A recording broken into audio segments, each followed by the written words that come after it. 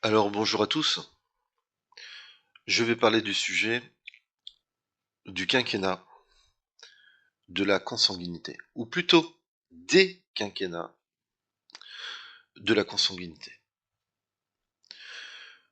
Vous n'avez pas remarqué le lien, car je crois beaucoup en la relativité.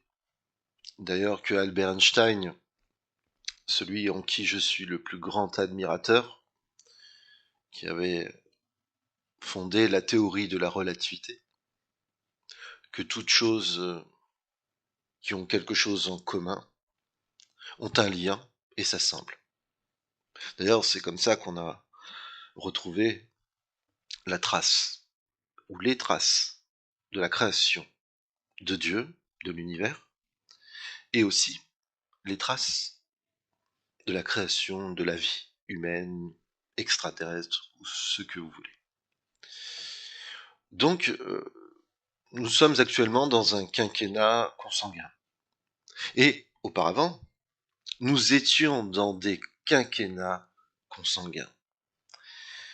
La consanguinité, c'est coucher avec la femme d'un autre, qui est ou un défunt, et qu'elle est devenue veuve, et qu'elle a porté la vie. Et de coucher avec elle, ou de coucher avec elle, donc sans reproduire un autre enfant, pour faire un arbre généalogique handicapé. Ou de faire un enfant à une femme qui a déjà eu un lien du sang avec un autre homme, qu'il soit mort ou vivant, et de lui créer la vie à travers son arbre, ce qui crée un arbre insignifiant, discornu, sans aucun sens, et crée des troubles mentaux, d'agressivité et de violence envers Dieu, envers l'éducation, envers les hommes droits, les hommes de valeur, ou même peut-être, s'il existe, des femmes droites de valeur. La consanguinité, c'est aussi coucher avec la fille de cette femme en question qui avait un mari qui est mort ou qui est en vie, et de coucher avec ses enfants. Et la majorité des cas, des gens veulent adopter. Ils veulent adopter, et dans cette adoption, il est très dur d'obtenir un enfant. Et donc, des gens ont trouvé la stratégie de profiter du mort, et de profiter de sa mort, et donc de son absence, et d'aller coucher avec sa femme. Ou même ses enfants. Car quand nous sommes donc en non-lien consanguin illégal, eh bien, l'enfant, comme moi, je n'ai jamais eu d'érection envers mes sœurs, envers ma mère, envers des personnes proches de ma famille. Et ça, c'est lié au lien du sang, le premier, le pur, le lien du sang pur. Donc il n'y a pas de réaction d'envie sexuelle envers ses frères et sœurs. C'est la nature de Dieu. En général, le respect, c'est l'éloignement. Sortir avec l'étrangère, si on est un homme, ou l'étranger, si on est une femme. Ou même, si on est homosexuel, de sortir avec l'étranger, si on est homo masculin, ou de sortir avec l'étrangère, si on est lesbienne. La distance. La distance, c'est le respect. Sortir avec l'étranger, c'est le respect. Coucher avec l'étrangère ou l'étranger, dans une manière homosexuelle ou hétérosexuelle, c'est le respect. Mais sauf que dans coucher homosexuellement, l'homosexualité, c'est quoi? À la base, l'homosexuel, c'est un homme qui désire un homme. C'est un homme qui trouvent certains hommes très beaux, très gentils, très agréables, de bonnes pensées, de bonnes choses. Chez le lesbianisme, c'est la même chose. Ce sont des femmes qui trouvent des femmes très gentilles, très agréables, très douces, très humaines. Et c'est ça qui fait développer l'amour entre deux personnes du même sexe, ou même deux personnes de sexes différents. L'amour, c'est apprécier l'autre sur ce qui peut le faire de bien pour vous. Dans l'homosexualité, les véritables homosexuels, ce sont simplement, à la base, des hommes qui sont des rêveurs, qui sont quelque part comme des gens en vue, qui auraient vu ce qu'il y a de mieux dans l'enfance, l'abstinence sexuelle. Quand on n'a pas sa puberté, il n'y a pas de sexualité dans son enfance. Et c'est la plus belle chose qui puisse exister, le manque de sexualité. Car quand on se rappelle de ce que l'on faisait quand on était enfant, nous rêvions. Nous regardons Winnie l'ourson, Peter Pan, nous aimions euh, les jolies voitures, nous aimions la pâte à modeler, les Lego. Nous étions dans le rêve, hors de cette horrible sexualité, qui gâche tout finalement, qui crée beaucoup de morts et beaucoup d'injustices. Et un homosexuel, il aime un homme. Et un homme, c'est quoi? Un homme, c'est un homme qui fait des choses d'homme. Et des choses d'homme, c'est quoi?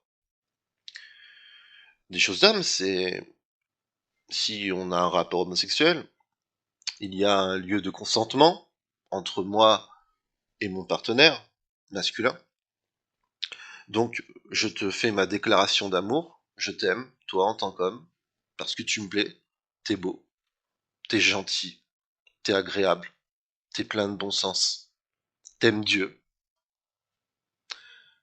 Si les deux sont d'accord, ils peuvent s'embrasser, donc se câliner, se faire des douceurs, des gentillesses, des bons petits plats, de l'aide. Des fois, bon, on se fâche aussi. Ça fait partie de la vie de se fâcher. On peut pas être tout le temps d'accord. Mais on reste dans le raisonnable. On va pas prendre le couteau et égorger l'autre. Donc, dans cette situation amoureuse, il y a donc des petits conflits, des petites choses où on n'est pas d'accord, des fois, s'engueule. Mais il y a aussi de la douceur, du service, on s'entraide, on s'aime. On ne se fait pas de fellation, parce que la fellation, ça serait plutôt hétérosexuel de demander, dans une relation homosexuelle, à un homme de nous faire une fellation, ou de lui faire faire. Ce serait un acte totalement homophobe, hein, parce qu'il y a beaucoup de gens qui se suicident en pratiquant ça, parce que ce n'est pas la fonctionnalité de l'homme. L'homme craint les mauvaises choses. Et la sodomisation, c'est pareil. On va pas créer une occlusion intestinale, une petite crotte qui reste au bout du trou du cul, et de le sodomiser, de lui écraser la crotte, et que la merde lui remonte par la bouche et qu'il crève. Ce serait prendre un risque énorme envers l'homme que l'on trouve beau, doux, agréable, et que c'est celui qu'on aime. Et que quand on s'engueule, ça ne dépasse pas les bornes. Ça se tape pas dessus avec des coups de poing. Voilà, l'homosexualité, c'est exactement ça. Ce n'est rien de plus. Bisous, câlins, gentillesse. Nous partageons des rêves, des bons petits plats. On fait dodo ensemble. Je te fais des câlins avant de dormir. Un petit bisou. Et bonne nuit. Et le lendemain, on va travailler ou faire nos activités, ce qu'on aime. Si on n'est pas discriminé dans notre travail, bien sûr. Qu'on nous aime aussi. Parce que si on nous aime pas, on travaille pas. On gagne pas notre vie. On crève. Donc, c'est quoi alors ces homosexuels qui seraient des êtres qui pratiqueraient des fellations, des sodomisations, des choses comme ça? Eh ben, ce seraient des homophobes. Eh ben oui, personne n'y a pensé. Qu'est-ce que la sexualité homophobe? Si on fait un versus entre la sexualité hétérosexuelle, la sexualité homosexuelle, la sexualité homophobe, quelle serait la différence de critères sexuels entre les trois. Tout premier, l'hétérosexuel, c'est pénis-vagin, reproduction d'enfants, ou pas. La sexualité homosexuelle serait bisous, câlins, douceur, rien de plus. Une bonne relation amicale, plus forte que de l'amitié, bien sûr. Et la sexualité homophobe, ce serait de faire des actions féminines à un homme. Mais quand on est homosexuel, on veut un homme. On veut pas un homme qui fait des actions féminines. On ne veut pas créer aussi le danger de prendre le risque d'esquinter le corps de l'homme que l'on trouve beau. Le but n'est pas d'esquinter la beauté, d'esquinter le respect. Parce que la beauté, c'est le respect. Sans beauté, il n'y a plus de respect. Sans beauté, le monde s'enfonce dans la violence, dans l'agressivité. Le monde se détériore, se dégrade, devient de plus en plus violent et agressif. Eh bien, beaucoup se posaient la question pourquoi ce quinquennat n'aboutit à rien comme tous ces quinquennats. Que on a réussi à récolter des attentats avec Hollande, des attentats avec Sarkozy, des attentats avec Macron et une détérioration complète de la société. Eh bien, sachez que quand on élit un président consanguin, lui, il va être dans les remords parce qu'il a franchi les lois du Seigneur qui sont impénétrables. Et les lois du Seigneur qui sont impénétrables, c'est comme pénétrer un anus. C'est comme pénétrer avec son pénis dans la bouche d'un homme. C'est contraire à l'action de l'homme. Contraire à l'action de l'organe qui est l'anus, qui est une sortie, qui est fait pour sortir le caca, qui n'est pas une entrée qui permet la fornication. Nous sommes d'accord. Et donc, lutter contre ces règles-là, ces lois à contresens, c'est pénétrer dans les voies de Dieu qui sont impénétrables. Et quand on y arrive, c'est pas parce que c'est impénétrable qu'on ne peut pas y arriver. On peut y arriver. Mais on va devoir utiliser des solutions contre nature, contre nous-mêmes, contre notre nature qui a peur et qui craint.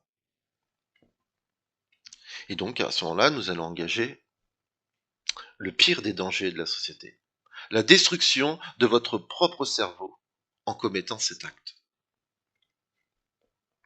Et donc, nous nous posons des questions, pourquoi ce président ne bouge plus? J'ai bien expliqué que la dette ne symbolise rien. On peut libérer les finances, gâter tout le monde, rendre heureux tout le monde, et faire sortir de cette période d'hostilité. On peut se permettre. Maintenant que c'est discerné. On pouvait avant, mais tant qu'on n'a pas discerné leurs mensonges, on ne peut pas changer les choses. Et donc, qu'est-ce qui fait ça? Eh bien, c'est que le président a le désir de rendre tout consanguin. Et si tout n'est pas consanguin, il bloque tout. Il bloque ses fonctions et son devoir de président. Et qui sont ses électeurs? Des gens qui couchent avec la femme des autres, ou des femmes qui couchent avec l'homme des autres, qui ont reproduit la vie. Le lien du sang de l'enfant, éternel, qui trace votre arbre généalogique et qui le fait naître. Donc, là, nous allons passer à la deuxième partie,